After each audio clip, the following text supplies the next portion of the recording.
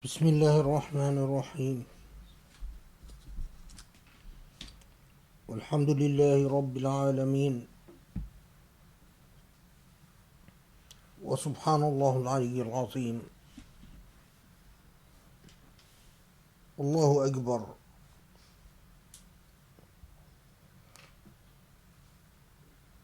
Allahu Akbar al-Muta'ali al-Kareem.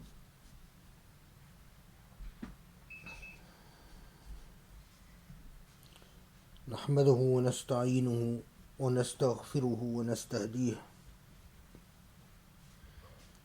ربنا لا تزغ قلوبنا بعد إذ أن هديتنا وهب لنا من لدنك رحمة.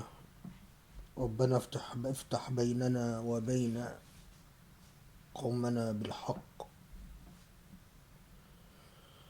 وأنت خير الفاتحين. ربنا وآتنا ما وعدتنا على رسلك ولا تخزنا يوم القيامة. ربنا عليك توكلنا وإليك أنبنا وإليك المصير.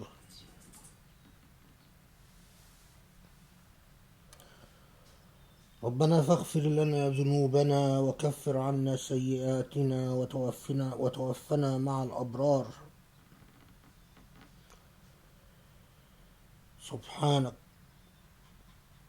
سبحانك رب العزة عما يصفون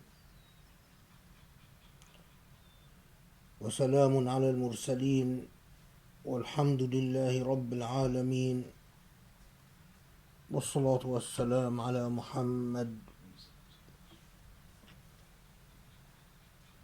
المرسل رحمة للعالمين خاتم النبيين وعلى آله وأصحابه وعلى من اتبعه بإحسان إلى يوم الدين.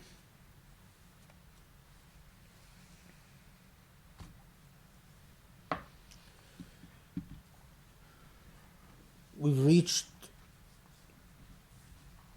Alhamdulillah, we've reached the end of Ramadan. This is the last Jum'ah in Ramadan. Another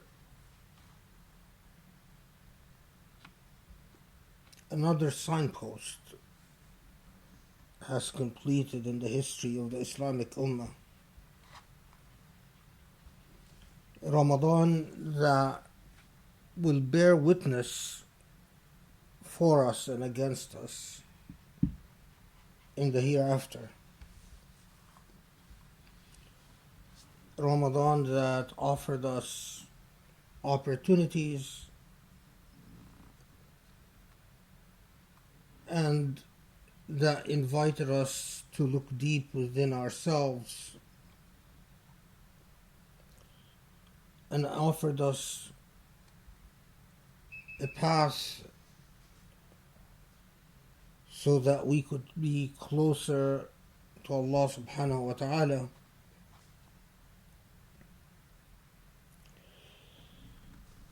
But with the end of Ramadan,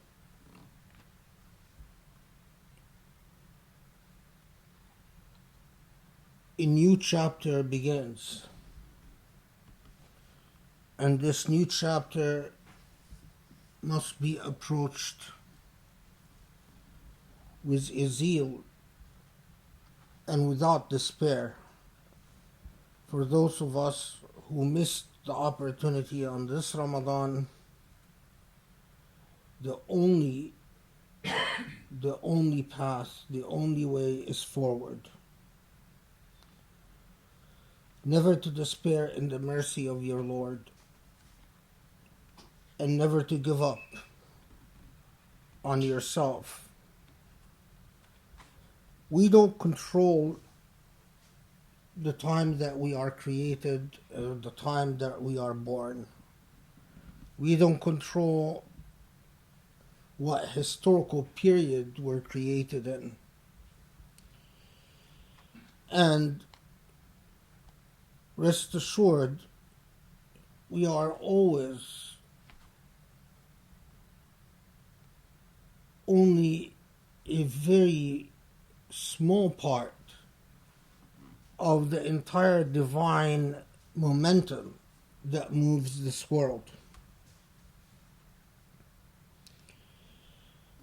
You can think of any people in the world in the same way that there were people who were born at the heart of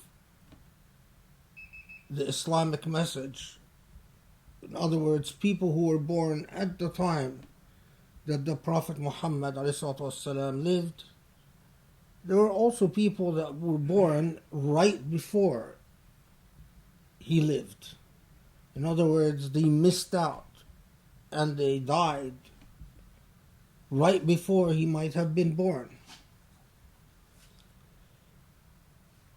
In the same way that there are people who might have been born right after the death of the Prophet ﷺ, and they might have been born at a period of considerable turmoil. They might have been born at a time when there was a civil war between those who supported the Caliphate of Ali and those who supported the Umayyin, the Umayyads.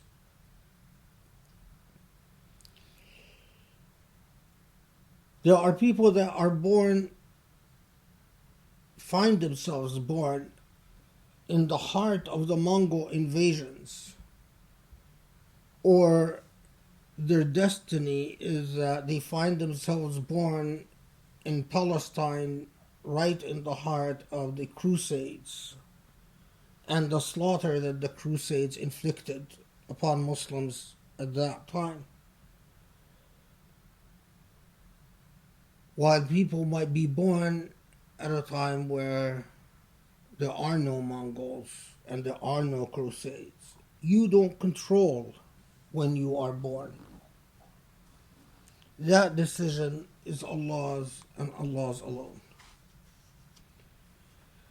The only question is that having found yourself born in the historical moment that you were born in, what do you do with the challenge? How do you understand your role in the larger scheme of things? Your obligations, your duties, as well as your limitations and the essence of your relationships. Keep in mind that Allah subhanahu wa ta'ala is thoroughly just, absolutely just. If you are born at a time of trials and tribulations and you persevere and you stay on the straight path, your reward in hindsight, in the afterlife, after you die and you are reincarnated, or you are tubathu, when you are born again to face judgment, if you stayed on the straight path, you might find that you are in fact very happy because your rewards in the hereafter are proportional to the challenges and the difficulties that you confronted in your life.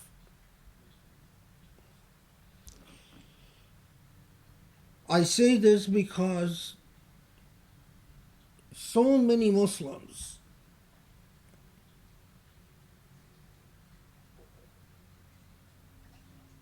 seem to be overwhelmed by the historical moment they're in. And there is this unfortunate habit of asking the entirely pointless question of why I was born in this moment when things for the Muslim world are so bad and so difficult. Well, perhaps, did it ever occur to you that perhaps Allah knows that if you were born at the time of the Prophet Muhammad ﷺ, I hear this from a lot of young people, oh, why wasn't I born at the time of the Prophet? Maybe you would have failed yourself. Maybe you would have not been up to the challenge to do something like fight with a sword, with all that entailed in order to defend the Muslim Ummah. Remember that the followers of the Prophet ﷺ were demanded, were expected to give all their wealth, plus their health, plus their emotions to their cause. Maybe, from a different perspective, Allah wanted to honor you. Maybe Allah put you in a difficult historical moment because if you persevere and you hold on to the path of Allah in a moment like this, your rewards, your status with Allah in the hereafter would be higher by many levels compared to those who were born in historical periods of ease and luxury or relative prosperity for the Muslim Ummah. Don't occupy yourself with why Allah chose you at a certain historical moment. This is like this pointless and impossible question of why life, why consciousness, because you simply do not have the type of consciousness and type of brain wiring that would allow you to think beyond what you experienced as a human being. When we talk about Allah subhanahu wa ta'ala, for instance, we say Al-awwal bila bidaya wal-akhir bila nihaya, the first but without beginning, and the last without end. Our brain wiring cannot comprehend that, because our brain wiring is limited by the physics of causation and the physiology that Allah coded us with to enable us to exist in a social setting and to work in societies and to create social interactions, social intercourse, and social discourse. So we were wired according to certain physical laws of causation, and so is our thinking. When you try to think in terms beyond those laws, you need abilities that I don't say are impossible, but that take years of training, and the abilities are often dangerous as well, and abilities that can often be very deceptive and have their own risks and dangers.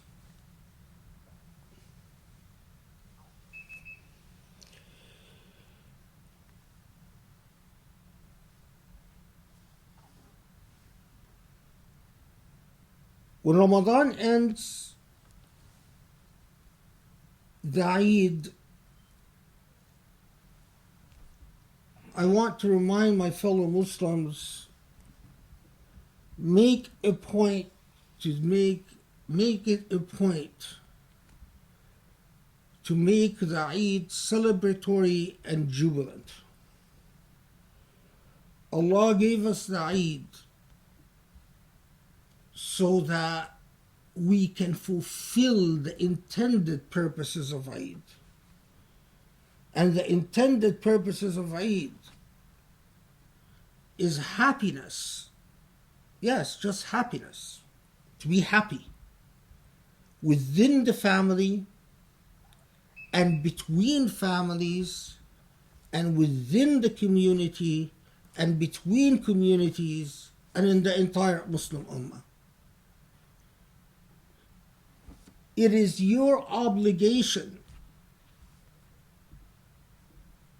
to fulfill the objectives of the Eid.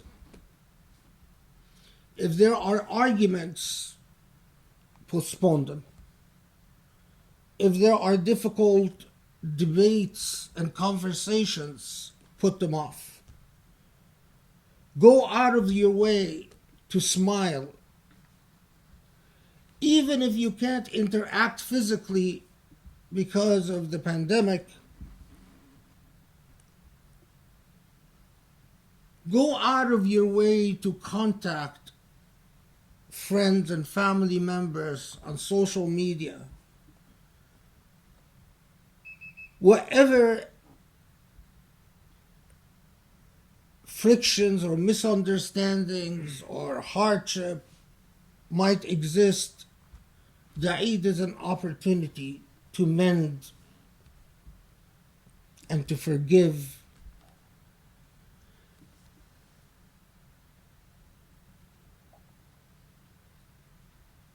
Put it in a different way. The Quran consistently reminds us of the virtue of the sabirin, those who persevere and are patient. But the Quran also reminds us that sabr, patience by itself, is not enough. Patience must be accompanied by an intent for jihad, an intent to strive, to work hard, to struggle, to change the reality, to overcome the challenges, so that you can become a vehicle through which al-mustad'afin, those who are oppressed and disempowered, can gain greater equity and greater justice. But a depressed, miserable people cannot effect change.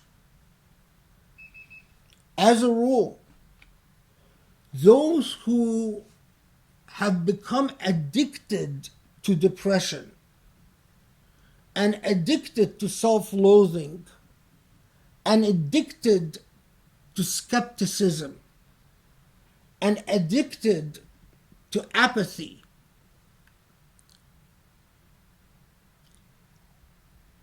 they eat themselves up and they eat their families up, but they produce nothing.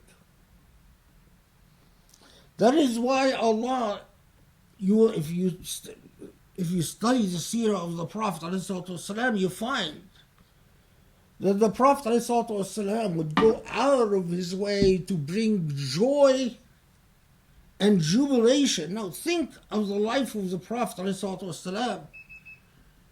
This man's life is full of tribulations. He lost his closest wife, he lost his parents, he lost his dearest uncle, he lost all his children except one. There is hardly a year that passes without some major cause, something that would make any of us give up on life.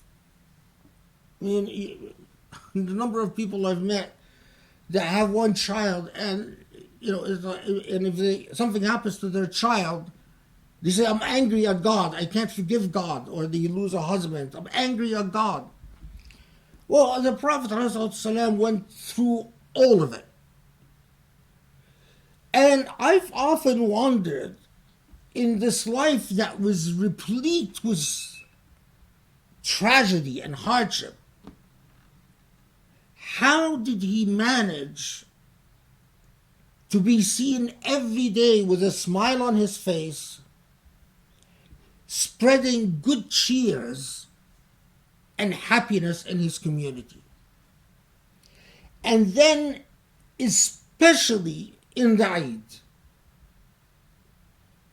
you would, even after the battle of Uhud, the battle in which Muslims were defeated,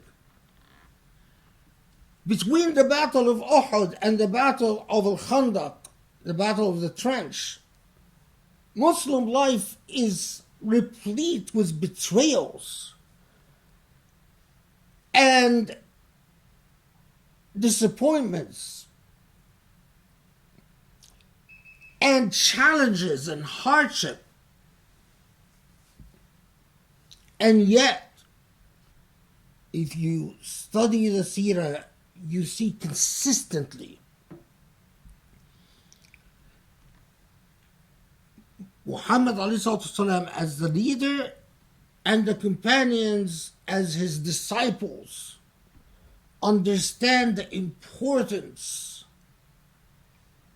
of renewing your trust in Allah and renewing your awareness that even if this world is not organized to your liking, and even if things transpire in this world that let you down and break your heart, despair is kufr. To despair in Allah's mercy is giving up on Allah. And the Eid, it is an exercise in happiness and good cheers. During the pandemic, it's very easy for us to ignore or to forget that element, because often we confuse happiness with social pretenses. I don't think it's, in order to be happy, you don't need to waste a lot of money on splurging on food, as a lot of immigrant families do. They get together and they make more food that they can possibly consume. I mean, that's a waste. And that's, again, that's going... Happiness is to do whatever, to tell a brother, I love you. Happiness is to pay someone's debt off, help them. Happiness is to buy your brother or sister a gift, something that they need, and something that would bring joy to their heart. Happiness is to worry about the welfare of your brother and sister, And the amazing thing is, in Islam, you can do all of that and be rewarded for it. You can smile at your wife and be rewarded for it. Or smile at your husband, goes both ways. You can say kind words and be rewarded for it. You can do something fun and laugh and enjoy and be rewarded for it. As long as you are bringing the bonds of family and community together.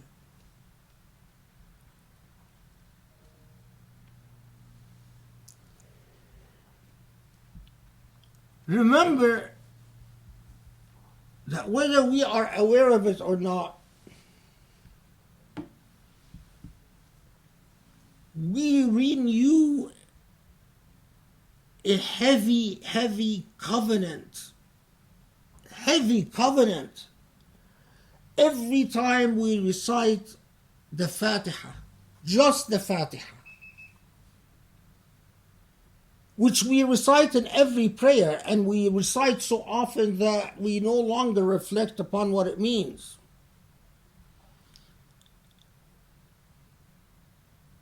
But we even just start the Fatiha with Bismillah ar-Rahman ar-Rahim, in the name of Allah, the most merciful, the most compassionate. In the name of Allah. What you are saying is, I am in this life by the permission of Allah and by the power of attorney given to me by Allah. I have a letter, a power of attorney letter. I'm not here because I am pointless. I'm not here because I don't know what the hell this is all about.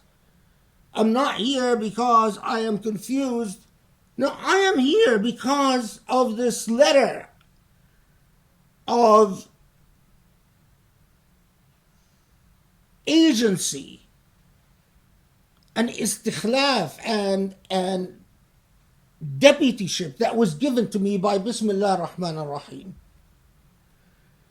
So we repeat this so many times, but we don't think about it. But make it a point that when you say it, you mean it. Because this is what it is. I am here as an agent of Allah.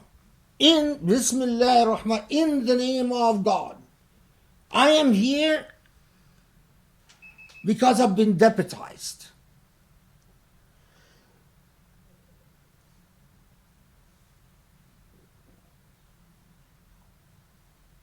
I have been deputized not by any God, but by the God, and that God is most merciful and most compassionate. I've said this before, but I will underscore it a million times. Do you want to know what the terms of your deputyship is? It's mercy and compassion. So if you do anything on this earth that is not merciful and compassionate, you violated the terms of your deputyship.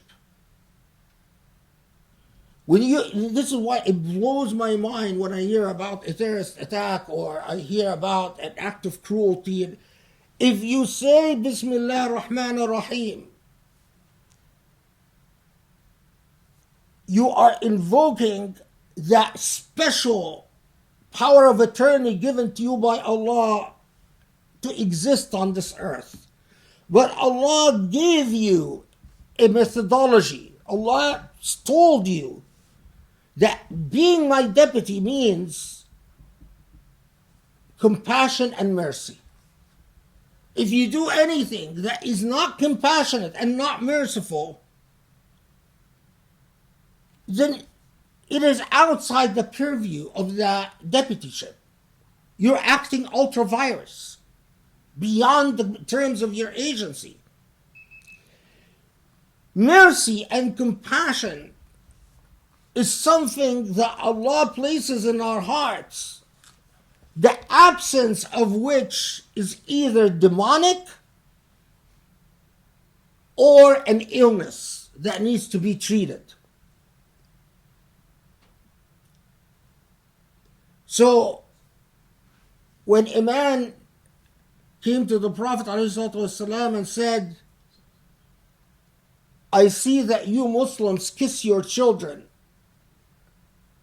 And the man brags and says, some reports say 3 children, or some reports say 5 children, anyway. And I've never kissed any of them. And the Prophet ﷺ looks at him and responds, what can I do if Allah has removed mercy from your heart? Of course, that's rhetorical, meaning that you don't want to be a merciful and compassionate person. I can't teach you mercy and compassion. This is something that you, like being honest, like being sensitive, like being good-mannered, is something you work at to augment. If you accustom yourself, if you get yourself used to acts of cruelty, you are going to become a cruel person. That's how, every prison guard who tortured the prisoner, when they start, they're always shy and bashful, and they're always shocked by cruelty. But if they stop worrying about the illness of cruelty, they become cruel. And sooner or later, they forget mercy and compassion and how it feels to be merciful or compassionate. Then when we say, Alhamdulillahi Rabbil Alameen, when you say, I am thanking Allah Rabbil Alameen, the God of the heavens and all that exists, what are you saying? My gratitude, this relationship of gratitude, is a philosophy of life. There are people who are always dissatisfied and overcome by victimhood, and always in a bad mood because they don't think they've been given their due. And there are people who understand that they do their best, but ultimately it's in Allah's hands. So they don't approach the world bitter and angry, and they don't blame everyone else for their state. That's not what they're interested in. They don't sit there and talk about how everyone wronged them. Their relationship with the world in which they exist in is a relationship of forgiveness and kindness because of Alhamdulillahi Rabbil Alameen. Because I thank God for what Allah has given me. And I understand that this is what Allah intended for me.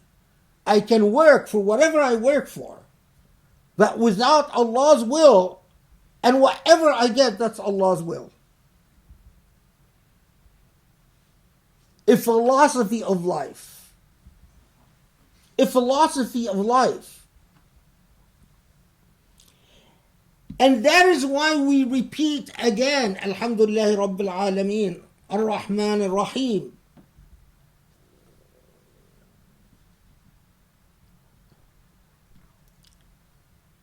My gratitude without a methodology of mercy and compassion means nothing. If I claim I am grateful to Allah, But I go and I hurt people. I torture people. I destroy people. I ruin homes. I steal money. I cheat. It's all inconsistent with Alhamdulillah Rabbil Alameen Ar-Rahman Ar-Rahim. All inconsistent. You want to know whether you are following the path of Allah or not? Look at the results of your actions. Are the results of mercy and compassion? If yes, that is the path of Allah. If no, then that's not the path of Allah. It's that simple.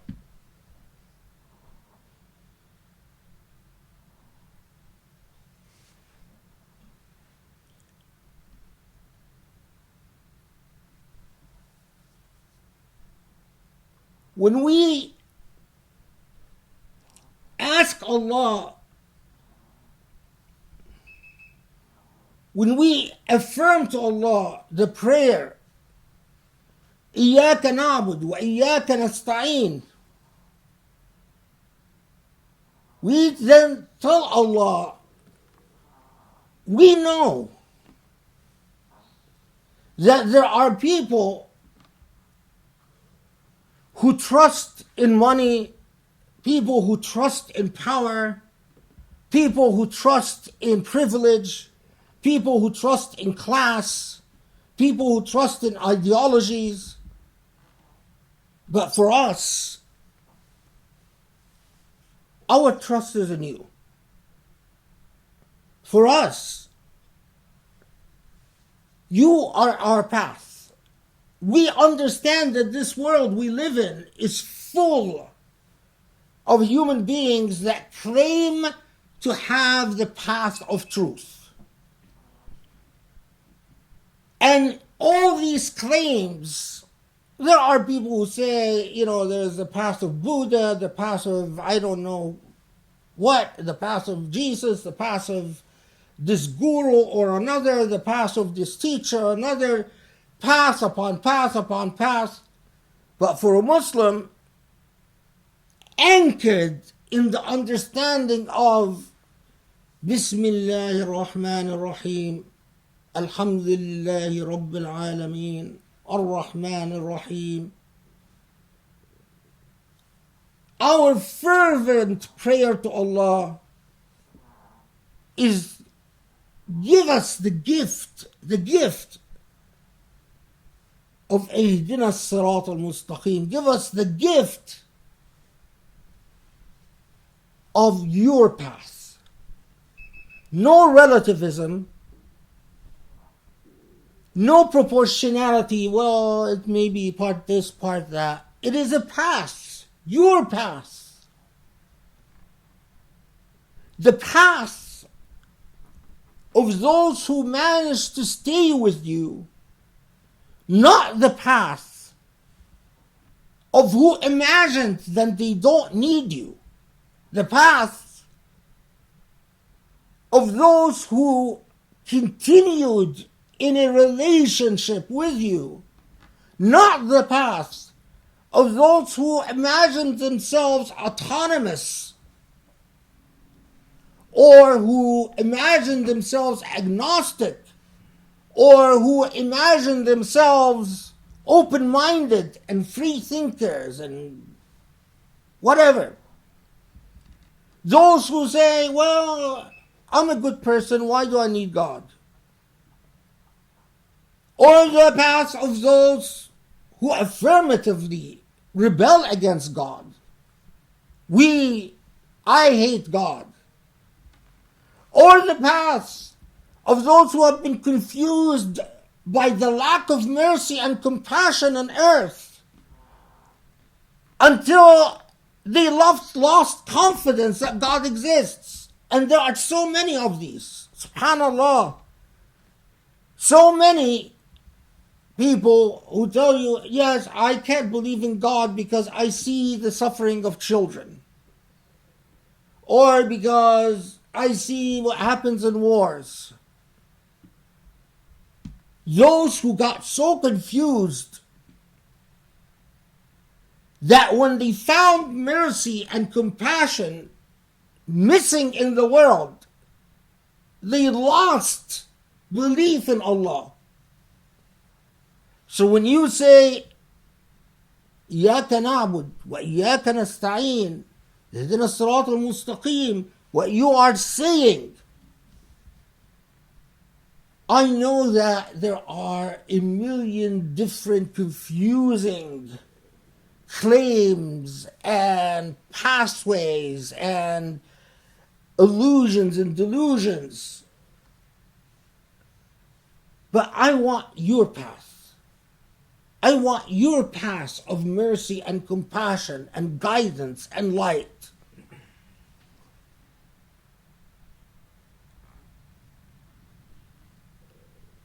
Remember,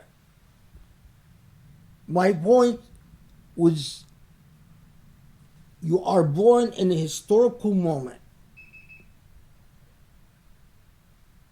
Our historical moment as Muslims is full of reasons for unhappiness, suffering, and injustice, and defeatism, and all types of ills. You and I don't control that. This is what Allah chose for us.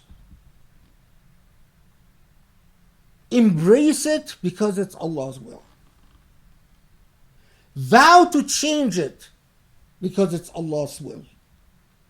Your pathway to change must be built on mercy and compassion because that's what Allah wants. It cannot be based on cruelty or injustice.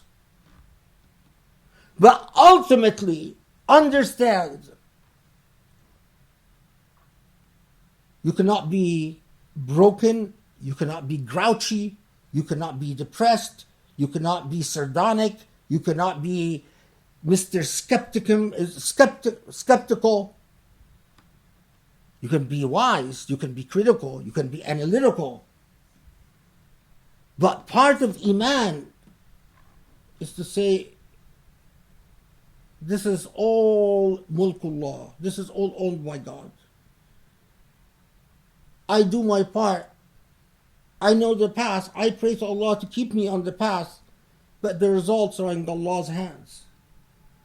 And so, when the Eid comes, you spread good cheers. And you don't despair because one Ramadan has gone, but you wait eagerly for the next to come.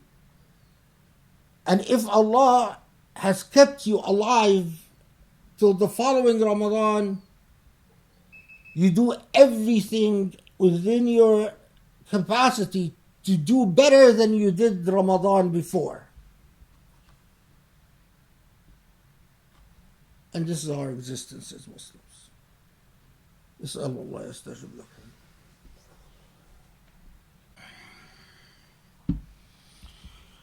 بسم الله الرحمن الرحيم والحمد لله رب العالمين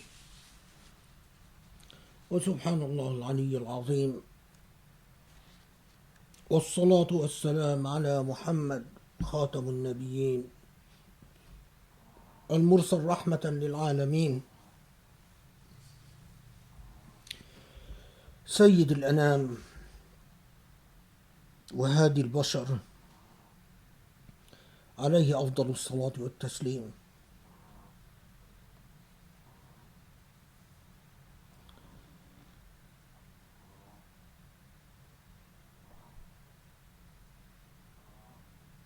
A Muslim has an obligation to testify. The results are up to Allah.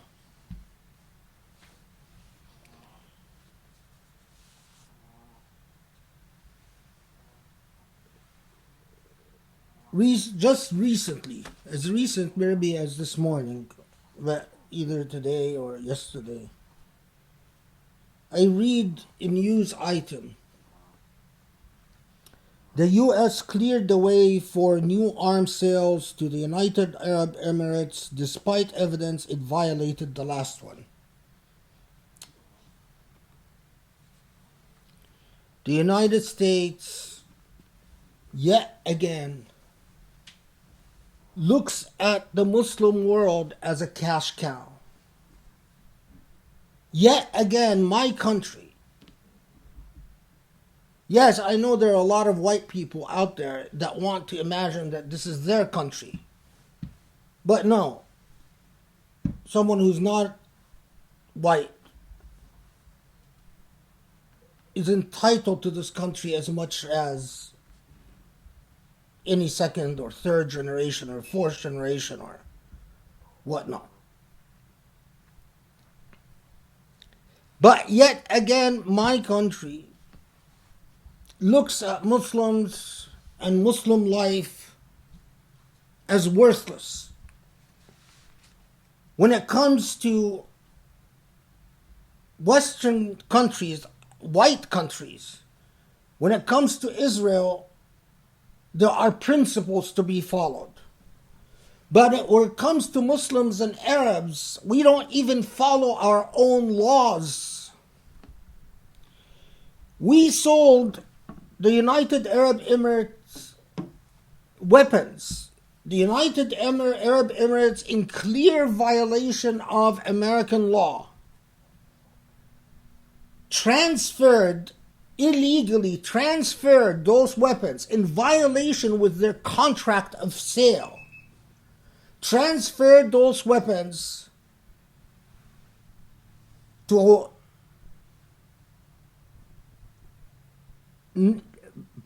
under international law, unrecognized conventional armies, in other words, non-conventional combatants, in Libya and in Yemen. A clear violation of American law and a clear violation of international law. And these weapons were used to kill hundreds upon hundreds of Muslims. But yet again, the law means nothing, international and domestic, when it comes to Emirati money and when it comes to the lives of Muslims.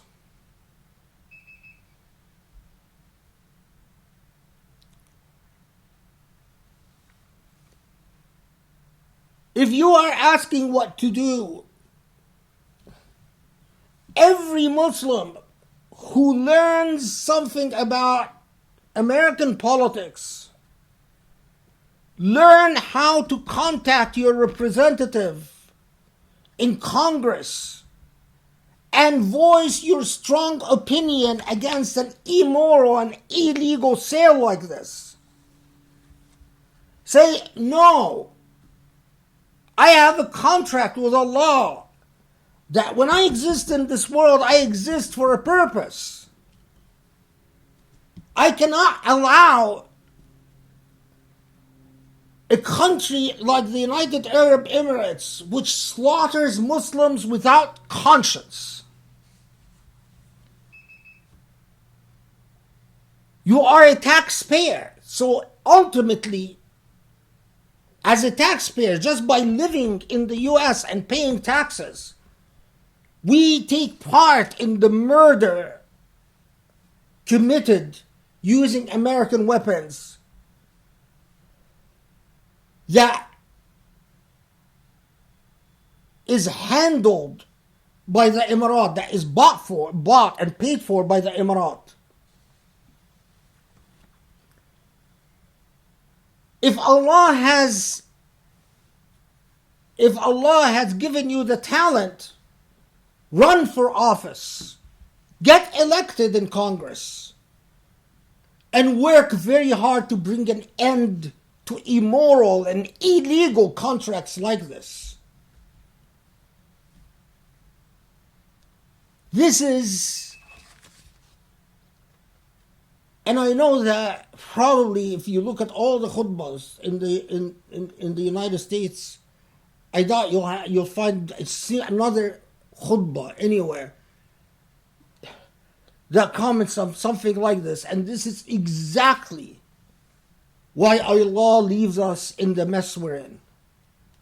Allah will not help us as long as we witness injustice and not raise our voice against it.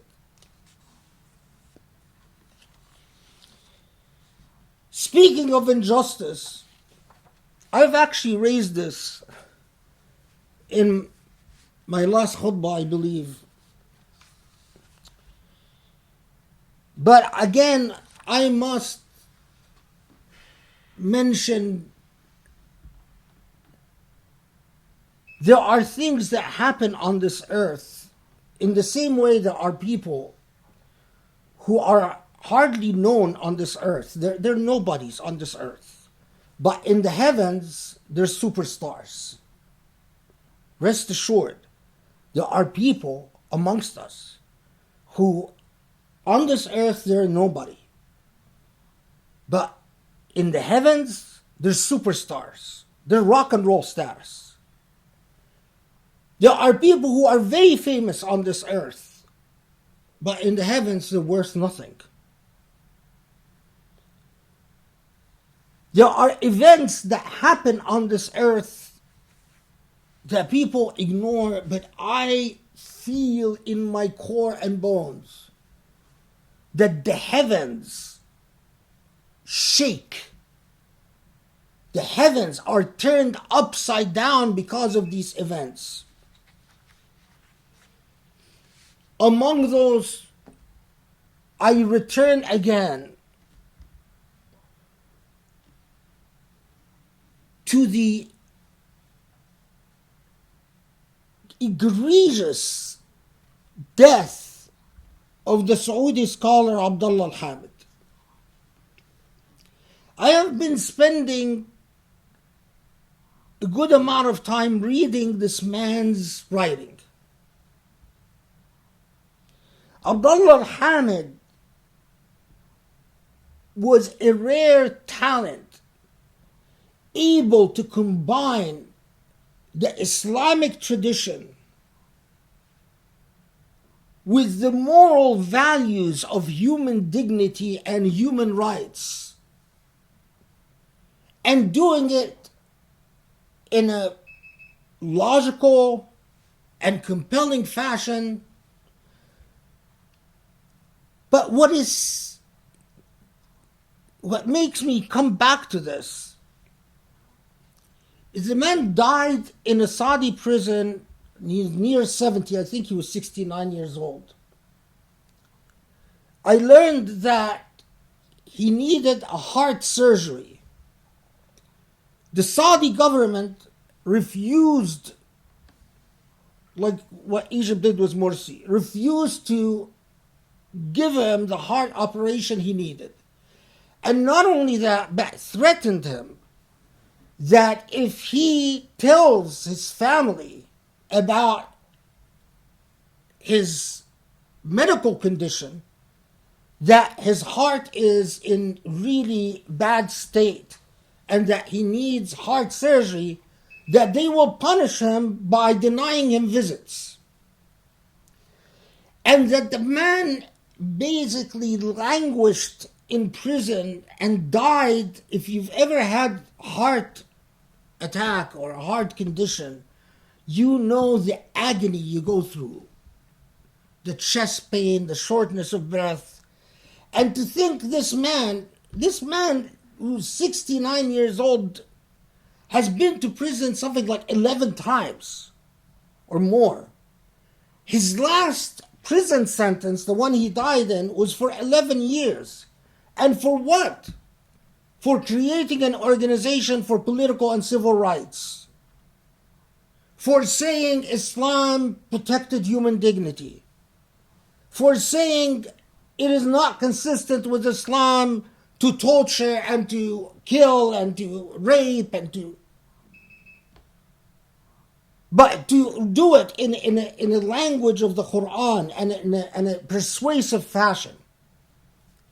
Because he cares about humanity. And he cares about the Rahman ar-Rahim. Because he has that innate understanding that to be a Muslim, to say in the name of Allah, Bismillah, then you must commit to Rahman ar-Rahim. His whole life, he was fired from his teaching position at a university. Can you imagine? I mean, I am embarrassed. I stand and I pray to Allah and I feel embarrassed. This man, an academic, lost his teaching job. Spent time in prison all the time, away from his family.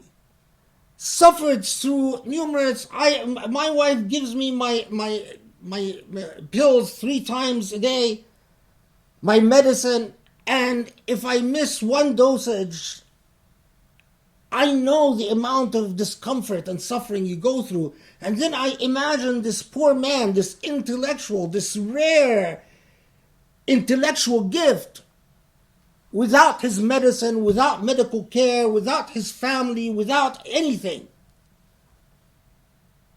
After having lost his job and then eventually dies in prison.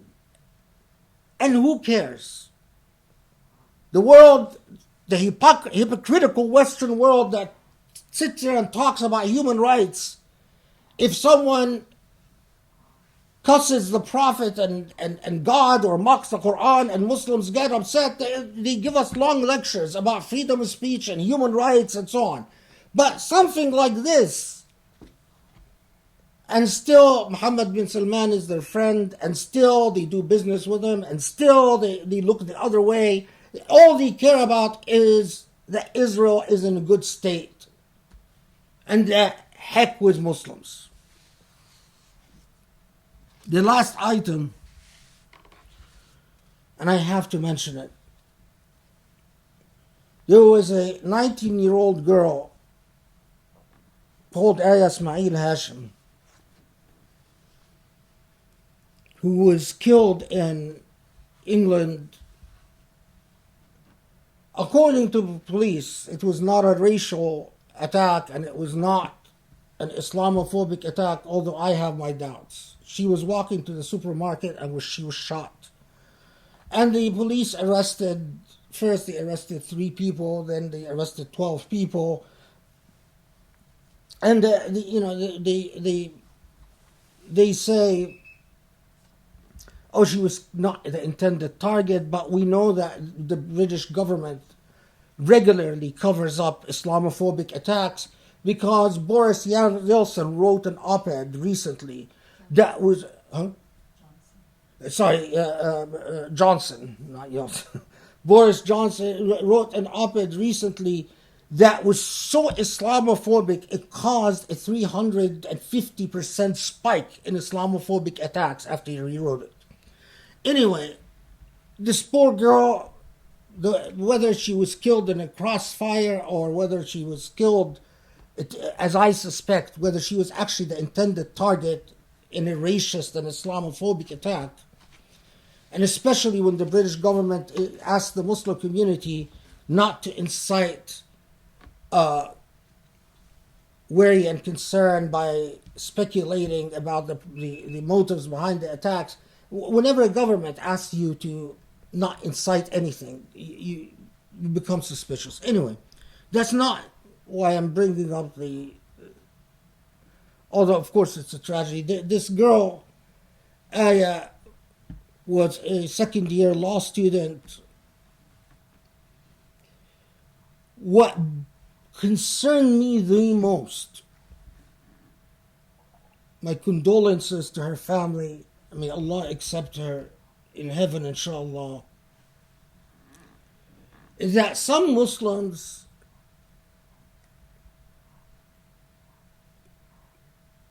started raising money for the family or money to create for charities on her name or on behalf, and became very active in this. Some Muslims donated money to the family until they found out that she's Shia. And then some Muslims wanted to withdraw their donations. Or even if they didn't withdraw their donations, they regretted their donations because Aya was Shia. Or is Shia.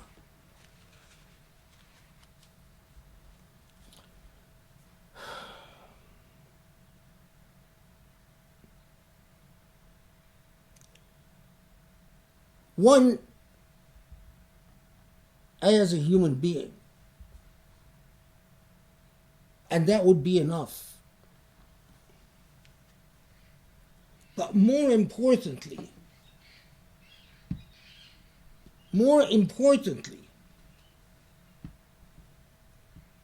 there's a lot I can say, and I know I'm out of time, over time.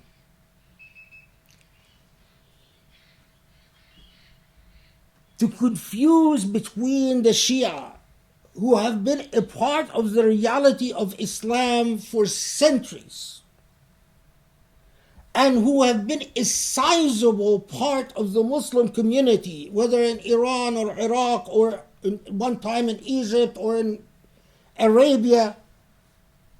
The Shia are a part of the Islamic fabric, whether anyone likes it or not. Part of growing up, part of understanding the meaning of Bismillah ar-Rahman ar-Rahim is learning to coexist with shared respect, even with those that you disagree the most. I get extremely offended when I hear Muslims refer to that hadith that is clearly fabricated about the Khawarij being the dogs of hellfire, Kilabun Nar. With all their inequities, the Khawarij was a historical sect.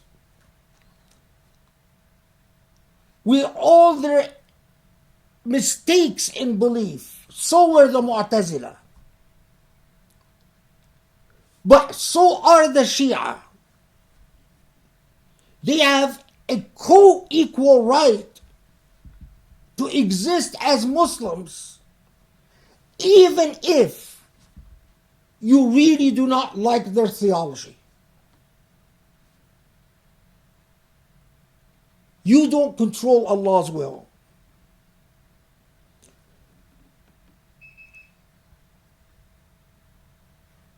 The fact that you don't like Iran's policies, or you don't like Hezbollah's policies, or you don't like al-Houthis' policies, imagine if someone hates you as a Sunni because they don't like the policies of Muhammad bin Salman, who's Khadim al-Haramain al-Sharafain.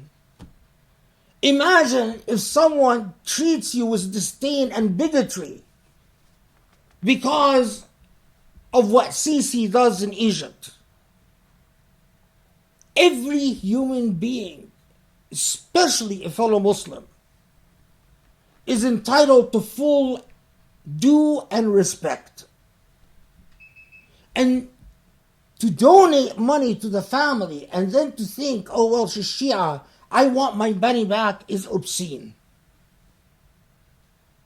And something that I had يجب أن أبرأ منها أمام الله, something that I had to distance myself from.